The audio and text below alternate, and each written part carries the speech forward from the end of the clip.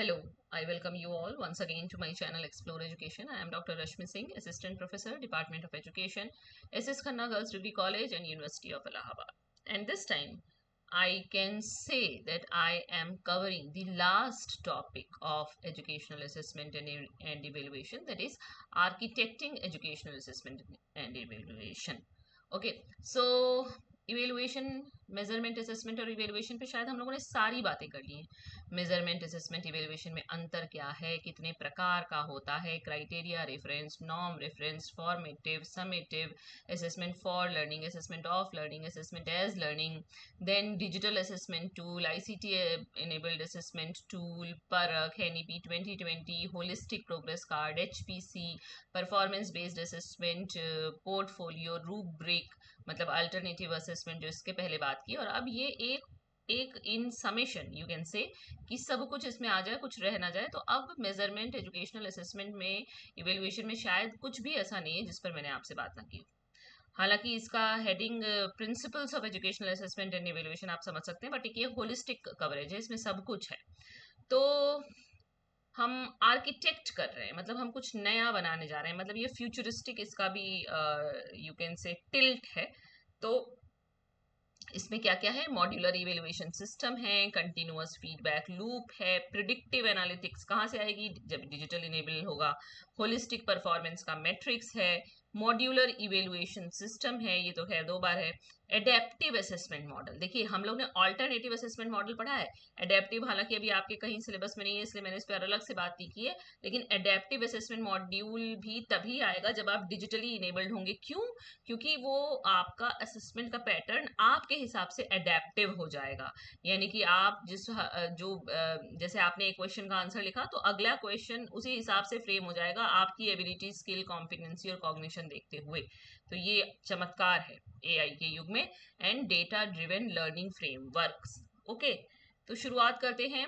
पहले क्या था और अब क्या है? पहले था एडमिनिस्ट्रिंग टेस्ट, हम टेस्ट लेते थे, आइसोलेटेड डेटा कलेक्शन अलग चल रहा था, एकदम आइसोलेशन में, लीनियर टेस्टिंग होती थी और एंड पॉइंट पे जजमेंट होता था, बीच में कहीं कोई जजमेंट हमारा नहीं, सालाना एग्जाम में हम पास है कि फेल है, यही हमारा जजमेंट था।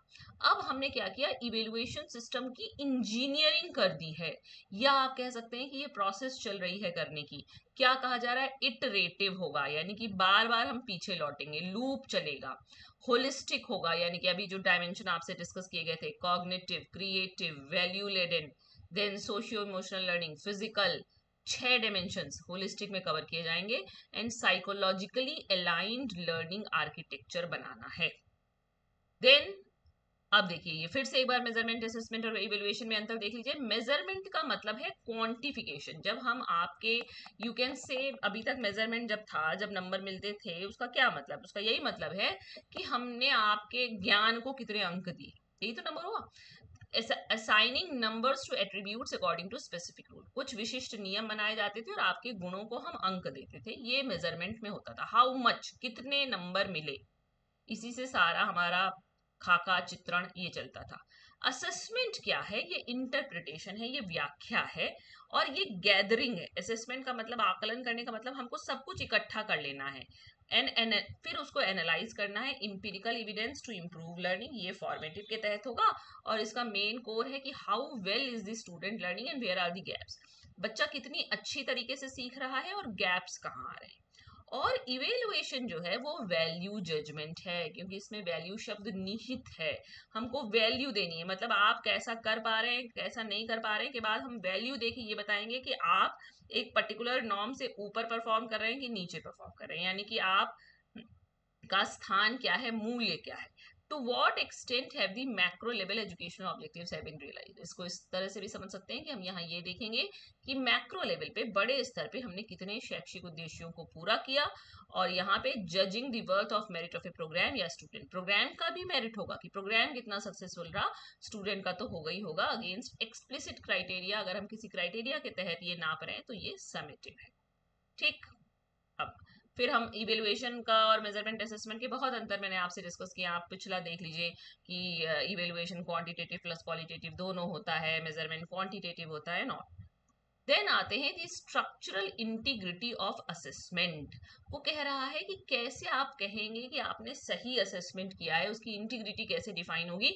तो 4 उसके स्तंभ हैं, 4 उसके प्री रिक्विजिट हैं जो हमें पूरे करने ही होंगे। क्या ये इस तरह से भी आप समझ सकते हैं, मतलब याद करने के लिए कि characteristics of a good tool है ये, है ना।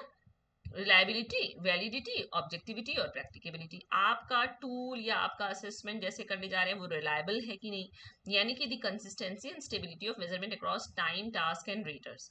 यानी कि अलग अलग समय पे दिया गया, अलग अलग टास्क दिए गए, अलग अलग रेटर्स ने रेट किया, तो लगभग आपकी कंसिस्टेंसी बनी रहनी चाहिए। अगर बनी रहती है तो रिलायबिलिटी है। वैलिडिटी का मतलब हम जानते हैं कि to measure what it purpose to measure, यानी कि वो वही नापे जो नापने के लिए वो उसको लाया गया है। तो दी ऑथेंटिसिटी ऑफ इन्फरेंस, यानी कि जो आपने भविष्यवाणी की है वो कितनी ऑथेंटिक है। Ensuring evidence supports the action taken based on scores, यानी कि हम कहेंगे ना आज इस बच्चे ने अच्छा अगर मैथ्स में स्कोर किया है तो आप इन्फरेंस ड्रॉ करेंगे कि वो साइंटिस्ट बन सकता है, साइंस में अच्छा किया है तो साइंटिस्ट बन सकता है, मैथ्स में किया है तो इंजीनियर बन सकता है। ये हमारा इन्फरेंस इस पे डिपेंड करेगा। एंड देन ऑब्जेक्टिविटी, ऑब्जेक्टिविटी का मतलब कि आपका बायस उसमें ना आए, सीधी बात। तो इक्विटी, यानी कि सबकी जरूरत के हिसाब से ट्रीट कीजिए, फेयर रहिए। Ensuring assessment is free from systemic और डेमोग्राफिक बायस, किसी भी प्रकार की बायसनेस नहीं आनी चाहिए असेसमेंट में। और प्रैक्टिकेबिलिटी, फिजिबल तो हो कराना। The feasibility of administration regarding time, cost and scoring complexity, ऐसा ना हो इतना कॉम्प्लेक्स है कि उसकी स्कोरिंग ही नहीं हो पा रही है, तो it is not at all practical. तो प्रैक्टिकेबिलिटी होनी चाहिए, यानी कि टाइम, कॉस्ट और स्कोरिंग बहुत कठिन नहीं होनी चाहिए। मिनिमम मतलब एक ऑप्टिमम टाइम लगे, ऑप्टिमम कॉस्ट खर्चा हो, और थोड़ी मतलब एक इजीली एडॉप्टेबल या ज्यादा कॉम्प्लेक्स स्कोरिंग ना, ऐसा कह सकते हैं आप। देन ये एक नई चीज है, देखिए अभी तक हम लोग क्या पढ़ते थे।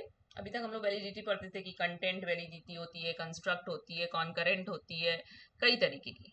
ये क्या कह रहा है, अभी यहाँ आते हैं, पहले रिलायबिलिटी से शुरू करते हैं। रिलायबिलिटी मैकेनिक्स कई तरीके की हो सकती है। अब आप वापस जाइए मेरे उस वीडियो पे जहां मैंने आपसे टाइप्स ऑफ रिलायबिलिटी या एस्टिमेशन ऑफ रिलायबिलिटी डिस्कस किया है।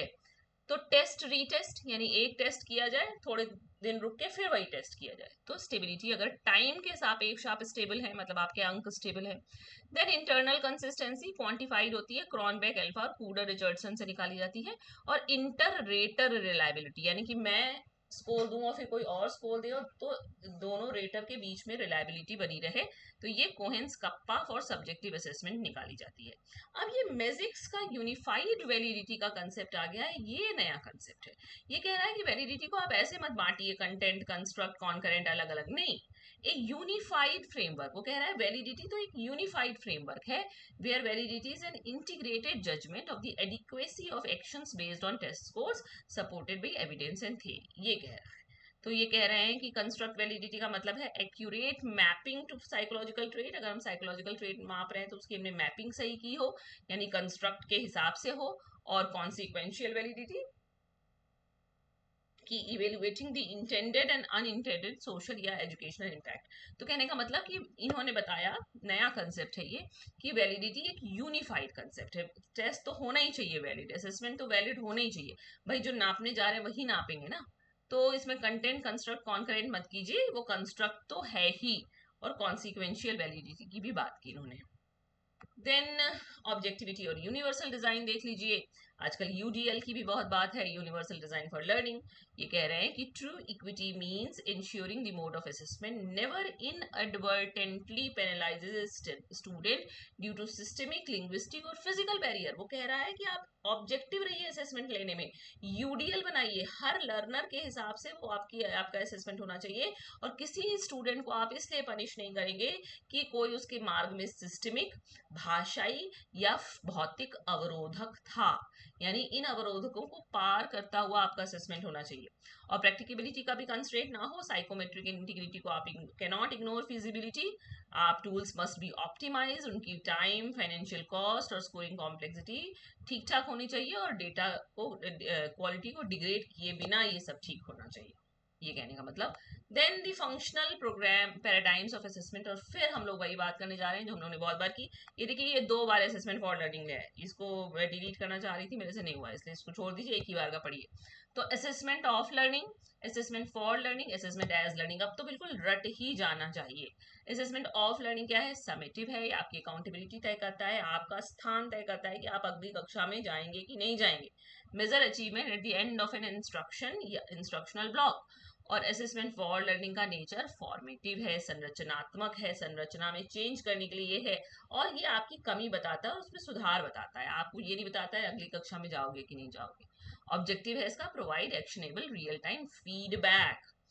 और असेसमेंट एज लर्निंग मतलब वही metacognition, self assessment, self reflection, और है ना, ये सब आ जाएगा आपका असेसमेंट एज लर्निंग।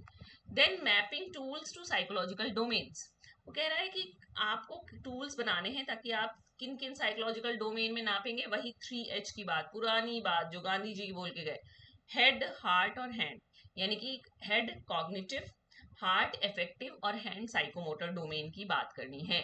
तो माइंड या हेड जो कॉग्निटिव डोमेन है, रिवाइज ब्लूम्स टेक्सोनॉमी में फोकस इसका किस पे है?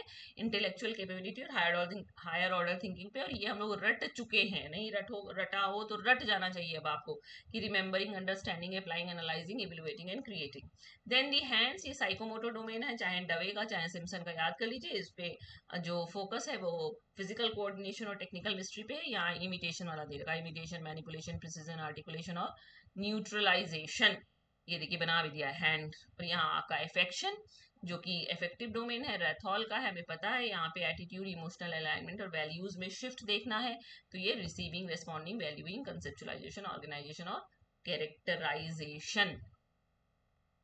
Then the shift from norms to competencies, एक ये भी नया शिफ्ट आया है असेसमेंट में। वो कह रहा है कि नॉर्म रेफरेंस से हम क्राइटेरिया रेफरेंस की तरफ जा रहे हैं। क्यों जा रहे हैं? क्योंकि हम कॉम्पिटेंसी जांचना चाहते हैं। मान लीजिए नॉर्म रेफरेंस क्या कहता है कि आपको आपके साथ वालों से अच्छा करना है।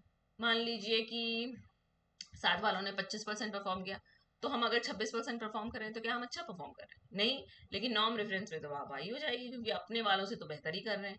तो नॉर्म रेफरेंस से हम इसलिए धीरे धीरे क्राइटेरिया रेफरेंस की तरफ, ये पैराडाइम शिफ्ट है असेसमेंट की दुनिया में। नॉर्म रेफरेंस ये कह रहा है कि evaluating performance against a peer group, organising on a curve, percentile हम लोग जानते हैं। Foster zero sum competition, hyper focus on ranking, ranking पे बल है, कैपेबिलिटी पे बल नहीं है। आप बहुत केपेबल नहीं भी है लेकिन टॉप मोस्ट रैंकर है तो आप बढ़िया हैं, ऐसा तो नहीं होना चाहिए। क्राइटेरिया रेफरेंस में evaluates performance against an absolute pre determined learning objective. हमने पहले से सुनिश्चित किया है 90 नंबर आएंगे तभी आपको हम मास्टर्स की डिग्री देंगे, तो प्री डिटरमाइंड लर्निंग ऑब्जेक्टिव है। Then ensures baseline competency mastery strongly favored in modern global system, जो आधुनिक वैश्विक शैक्षिक समाज है उसमें ये ज्यादा फेवर किया जा रहा है आजकल।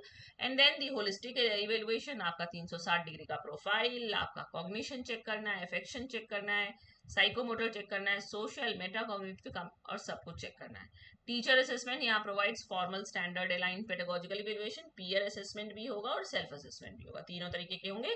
Single source summative testing yields N incomplete structural profile, जो हम समेटिव टेस्टिंग असेसमेंट पहले करते थे वो एक इनकम्प्लीट प्रोफाइल बच्चे का देता था। Holistic tracking requires 3 simultaneous input, जब हम होलिस्टिक ट्रैकिंग की बात करते हैं तो टीचर भी असेस करेगा, उसका पीयर भी असेस करेगा और स्टूडेंट खुद भी अपने आप को असेस करेगा।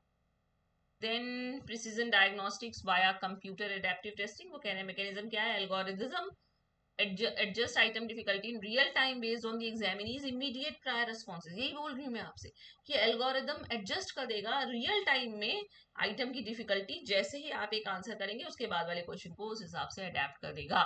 बेनिफिट इसका क्या है? Radically optimises test precision, finding the capability seeding faster while significantly reducing test anxiety. इससे आपकी टेस्ट की एंजाइटी घट जाएगी। जैसे मान लीजिए क्वेश्चन 1 मॉडरेट है तो क्वेश्चन 2 हार्डर, क्वेश्चन 2 इजियर भी कर सकता है, क्वेश्चन 2 हार्डर भी कर सकता है, depend upon the responses you have provided to first question which was moderate. Then predictive architecture via learning analytics, modern assessment does not wait for a final exam to diagnose failure। वो कह रहा है कि जो आधुनिक assessment तरीका है वो बिल्कुल भी फाइनल एग्जाम का वेट नहीं करेगा हमारी कमी बताने के लिए. By harvesting big data generated by LMS, evaluation systems can proactively identify learning plateaus and predict student drop out rates before summative evaluation take place. Data अगर सही फीड हुआ है तो बिग डेटा की सहायता से एलएमएस पे हम ये बता सकते हैं कि बच्चा कहाँ दिक्कत उसको महसूस हो रही है बजाय उसका फाइनल एग्जामिनेशन लिए हुए. Then assessment becomes a continuous predictive radar rather than a post-mortem autopsy. कह रहे हैं ना कि फेल हो गया, फिर आप सोचते रहिए बच्चा फेल क्यों हुआ, कहाँ गलती हुई. उसको कंटिन्यूअस और प्रिडिक्टिव बनाइए कि हम सतत असेसमेंट करते चल रहे हैं, सतत हम डेटा एकत्रित करते चल रहे हैं, बच्चे के बारे में डायग्नोज करते चल रहे हैं कहाँ दिक्कत है और उसके लिए उसको सोल्यूशन देते चल रहे हैं. Then the constructive alignment loop. Advanced evaluation design is never an afterthought tacked onto the end of a syllabus. True academic rigor and institutional validity are only achieved when the intended learning objectives, the chosen instructional strategies, and the engineered assessment tasks are perfectly synchronized. क्या कह रहा है कि हम तभी हमको academic rigor मिलेगा आपको अपने इंस्टीट्यूशन में. आप कह सकते हैं कि वैलिडिटी मिलेगी आपको असेसमेंट में जब हम इंटेंडेड लर्निंग ऑब्जेक्टिव यानी कि जो उद्देश्य रख के हम पढ़ाने जा रहे हैं, जो हम पढ़ाने के लिए स्ट्रेटजी चुन रहे हैं और जैसे हम असेसमेंट लेंगे वो सब अलाइन हो, सिंक्रोनाइज्ड हो. Assessment is the central gear that makes the entire educational ecosystem turn या इकोसिस्टम रन कह सकते हैं आप, कि यही वो गियर है जो चला रहा है. इंस्ट्रक्शनल स्ट्रेटजी क्या दी, एसेस फिर लर्निंग ऑब्जेक्टिव्स क्या थे, इंस्ट्रक्शनल स्ट्रेटजी क्या दी और असेसमेंट टास्क क्या था आपका. तो अब मुझे लगता है कि आपको असेसमेंट, इवेल्युएशन, मेजरमेंट सब कुछ पता चल गया है. Adaptive assessment, alternative assessment, ICT based assessment है ना. और ऑल्टरनेटिव में अभी बताया मैंने आपको rubric, portfolio, performance based assessment और होलिस्टिक प्रोग्रेस कार्ड. इसके अलावा formation assessment of learning, assessment for learning, assessment as learning, reflective journal, metacognition, head hand heart, affective cognitive psychomotor, सब कुछ. Bloom taxonomy, Parakh, NEP 2020, everything. मुझे नहीं लगता कि शायद कोई कोई डायमेंशन असेसमेंट, इवेल्युएशन, मेजरमेंट का बचा है जो मैंने आपसे डिस्कस ना किया हो. Okay, so thank you for watching.